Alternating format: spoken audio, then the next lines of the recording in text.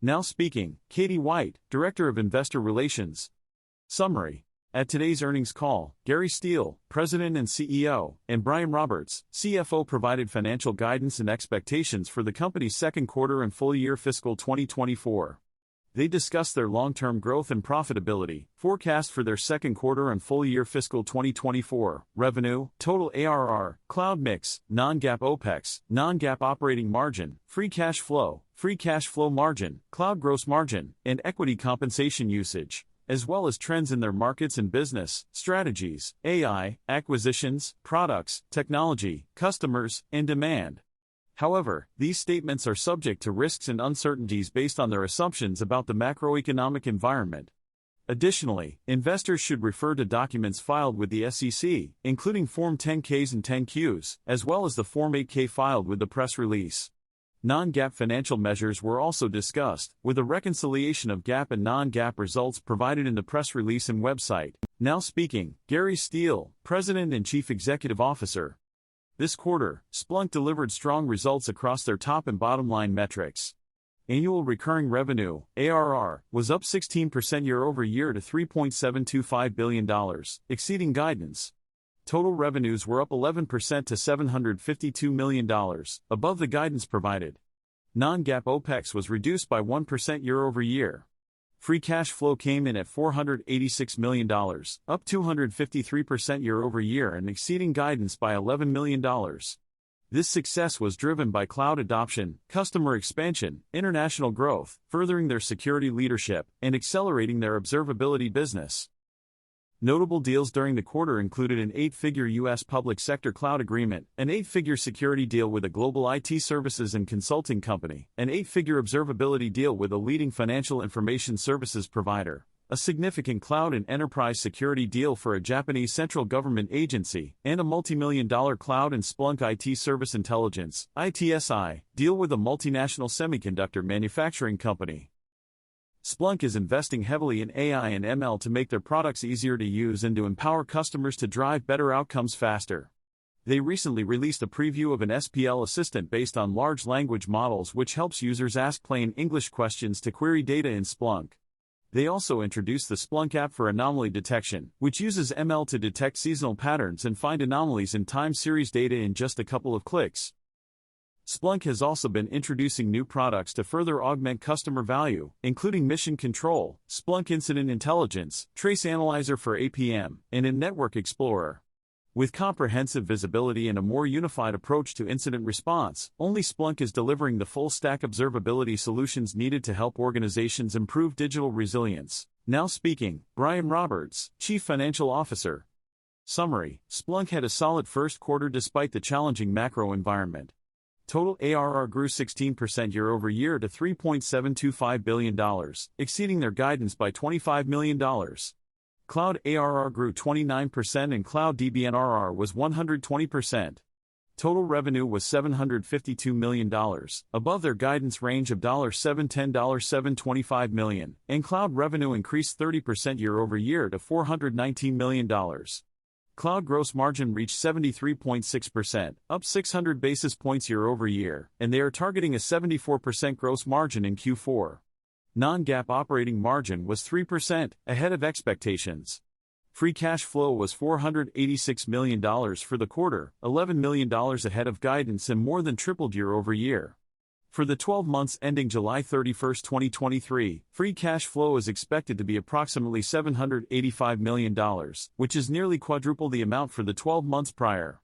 Guidance for fiscal 24 ARR remains unchanged at between $4.125 billion and $4.175 billion, and total revenue has been updated to the top end of the prior range of $3.9 billion. Non-GAAP OPEX growth is now expected to be between 5% to 6%, down 100 to 200 basis points, with non-GAAP operating margin increasing to 18% to 18.5%. Free cash flow is now forecasted to be between $805 million and $825 million, an increase of $30 million from the previous range. Additionally, they are taking steps to reduce their use of equity compensation and may reduce the total share count in fiscal 25. In Q2, they expect ARR growth of $100 million, 15% YoY, to $3.825 billion, total revenue of $880-$895 million, non-GAAP OPEX growth of 2% to 2.5%, and a non-GAAP operating margin of 10% to 12%. Free cash flow is expected to dip negative in Q2, minus $15 million, before returning to modest positive in Q3 and further growth in Q4. Barclays analyst Raimo Lenschow inquired, how has the current environment enabled customers to stay with your company, and how do you think this will impact your competitive advantage in the long term? Gary Steele replied, thanks for the question. Our hybrid approach to supporting customers as they transition to the cloud has been a great strategic advantage for us. We've seen customers become more thoughtful about what services to keep in-house and which ones to move to the cloud. We're well positioned to provide value across hybrid environments, which I don't expect to change anytime soon. Jefferies analyst Brent Thill inquired, Gary, what is the source of strength that has given you the confidence to raise guidance for the year? What areas of the portfolio have been performing well? Brian, what are your expectations for the overall environment going forward in order to maintain the impressive margin improvement? Gary Steele replied, we've seen strength in the cyber sector, particularly as customers are taking out legacy systems and migrating to the cloud. We're finding that many are opting for a hybrid architecture, which is proving to be strategically advantageous. Additionally, we have seen consolidation opportunities, such as when a customer chose to consolidate over 20 observability products into Splunk with our observability solution. This has been highly repeatable with great success. Brian Roberts replied, we are committed to increasing profitability and free cash flow. We have multiple scenarios to reach our new outlook, which builds off the work we have been doing. To further enhance our operations, we are taking a zero-based budgeting approach and seeking opportunities to make our operations more efficient, including flattening the organization size and leveraging emerging talent centers. Bank of America Merrill Lynch analyst Brad Sills inquired, my question is, how have you been able to balance investing in the business while still achieving a 16% ARR growth and a 1% decrease in OPEX? Brian Roberts replied, we are very pleased with our progress in Q1, leveraging expenses to offset larger investments. This is driving a decrease in non-GAAP OPEX growth from 7% to between 5% to 6%. Our non-GAAP operating margin has increased by 100 to 150 basis points year over year, resulting in the margin being now between 18% to 18.5%. RBC Capital Markets analyst Matt Hedberg inquired, what strategies do you have in place to accelerate growth in fiscal 25, and do these strategies depend on an unchanged macro environment? Brian Roberts replied, I believe our investments last year demonstrate the commitment we have to R&D. We invested $1 billion on a GAAP basis in R&D, as well as investments in our go-to-market strategies such as deepening our international footprint, increasing coverage ratios, and positioning Splunk on new global greenfield accounts. All of these efforts will contribute to the multi-year growth potential of our business. Further, an economic recovery would benefit us as well as other businesses. Wells Fargo securities analyst Andy Nowinski inquired, can you please provide an update on the public sector cloud deal? How competitive was it, and is there potential for further expansion with that agency or other agencies? Gary Steele replied, yes, absolutely. Our decision to pursue FedRAMP High certification was a strategic one based on the competitive market. It opened many doors for us as it allowed us access to a larger set of customer opportunities in the public sector. We are confident that our investments and the commitment we have made to this area will result in the long-term growth of our business in this space. William Blair analyst Jake Roberge inquired, what are your plans to leverage generative AI to address the data and workloads generated, and how will this technology be utilized in the migration journey to the cloud? Gary Steele replied, great question.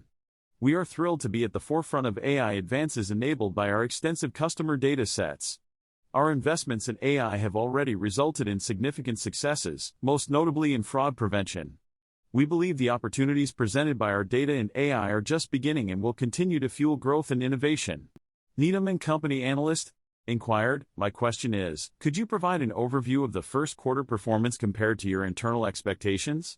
Was the top-line outperformance driven by any particular customer, geography, or vertical? Brian Roberts replied, I can confidently say that in Q1 we saw strong booking strength in the U.S. public sector, particularly in terms of our renewals which exceeded our expectations. Guggenheim Partners analyst John DiFucci inquired, could you please provide an update on the on-prem subscription renewal base for the rest of the year, and how do you expect contract duration to trend? Brian Roberts replied, in response to the question, I can say that we expect our renewal opportunity to grow roughly 20% this year to around $2 billion. We anticipate duration to remain in line with recent quarters, and our revenue outlook has been increased to the top end of our prior range at $3.9 billion.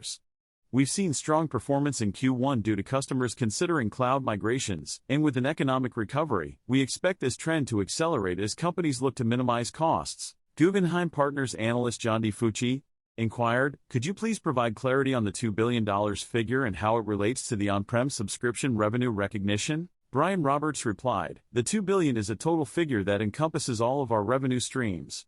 With the new ASC 606 accounting standard, there has been an increasing portion of cloud services in our renewal mix. This shift has caused a discrepancy between quoted accounting revenue and true ARR. KeyBank Capital Markets analyst Michael Turits inquired, can you provide an overview of your thoughts on the long-term margin and cash flow outlook relative to revenue? Brian Roberts replied, I can assure you that Investor Day will provide important insights into our long-term growth expectations and margin structure. We anticipate an increase in free cash flow margins in the coming year, and there is nothing structurally in our business that prevents this from happening. KeyBank Capital Markets analyst Michael Turits inquired, what is the impact of the Federal Reserve on this quarter's revenue, billings, bookings, and ARR? KeyBank Capital Markets analyst Michael Turits inquired, could you provide more detail on that, like the size and how it impacted revenue?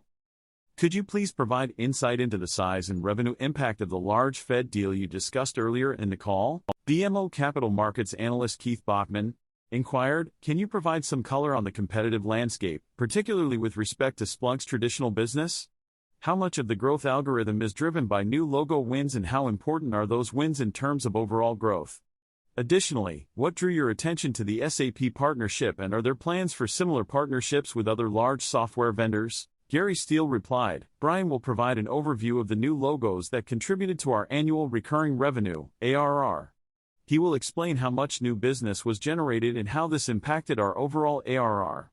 I'm confident that Brian's analysis will give listeners a comprehensive understanding of the impact of new logos on our ARR. Brian Roberts replied, net new ARR is typically around 20% on a trailing 12-month basis, which we have seen consistently over the last few years. Volatility can be expected in short-term periods, but the long-term trend has remained steady. Gary Steele replied, we've had great success taking out legacy solutions and winning accounts with our complex scale requirements, flexibility, broad security capabilities, orchestration and automation, threat intel, security analytics, and integrated single product that is unique to the market. Our SAP app provides visibility to CISOs that they have not had before and allows them to bring data into the broader Splunk environment. We are excited to be working closely with SAP and look forward to the potential of this strategic partnership.